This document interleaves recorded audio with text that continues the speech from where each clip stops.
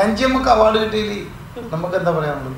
വളരെ സന്തോഷം, ഏറ്റവും സന്തോഷം. കാരണം സംഗീതത്തിന് എന്താ പറയാ, എല്ലാവരിലും സംഗീതം പല രീതിയിലാണ്.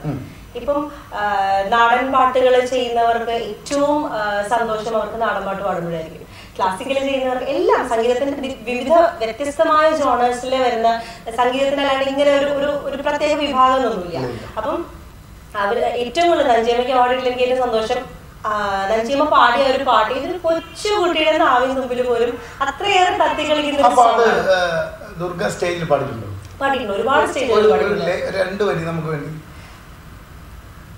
कलकाता संदन वीर विगवीर पुत्र को ऊपर का भोगिलामो विमनात पगिलामो तिल्ले ले ले ले ले ले ले ले ले ले तिल्ले ले ले ले ले ले ले ले. അല്ല നമ്മൾ സ്റ്റേജിലൊക്കെ ഒത്തിരി ഗാനങ്ങൾ സ്റ്റേജിലൊക്കെ പാടുമ്പോൾ ആൾക്കാർ ഭയങ്കര ഒരു ഇതാണ് റിയാക്ഷൻ എങ്ങനെയാണ്? ഭയങ്കര. അതായത് ഇപ്പൊ ഈ നാടൻ പാട്ടുകളുടെ ഏറ്റവും വലിയ പ്രത്യേകത എന്ന് വെച്ചാൽ കൊച്ചു കുട്ടികൾ വരെ ഏറ്റുപാടുന്ന പാട്ടുകളാണ്. പിന്നെ പുതിയ നാടൻ പാട്ടുകളാണെങ്കിൽ ഞാൻ സ്റ്റേജിൽ പാടുമ്പോൾ എനിക്ക് ഫീൽ ചെയ്തിട്ടുള്ള കാര്യം എന്ന് വെച്ച് കഴിഞ്ഞാല്, ഇപ്പൊ ഈ മിക്ക നാടൻ പാട്ടുകളിൽ ഇങ്ങനത്തെ അങ്ങനത്തെ എന്തെങ്കിലും ചെറിയ ചെറിയ ശീലങ്ങൾ ഉണ്ടാവും, തിങ്സ് അല്ലെങ്കിൽ തെയ്യാറോ.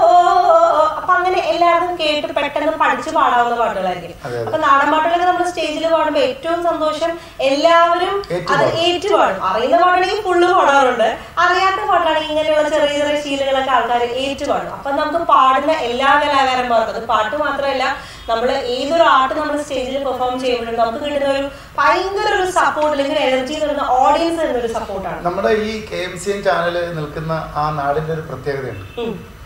ലോകത്തില് എവിടെ ഒരു റേഡിയോ അല്ലെങ്കിൽ ഒരു TV ഓൺ ചെയ്താൽ ഒരു ദിവസം ഒരു നേരമെങ്കിലും അദ്ദേഹത്തിന്റെ ആ ഒരു പേര്, ആ ഒരു നാമം ഉച്ചരിക്കാതെ ലോകം ഉണരില്ല. ആരായിരിക്കും എന്ന് പറയാമോ?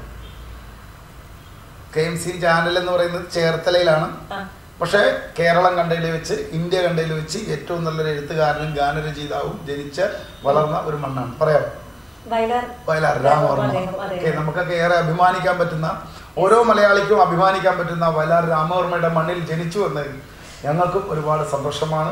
അദ്ദേഹത്തിൻ്റെ ആത്മാവിന് നമ്മൾ ഒരുപിടി പുഷ്പാഞ്ജലി അർപ്പിക്കുന്നു ഈ സമയം.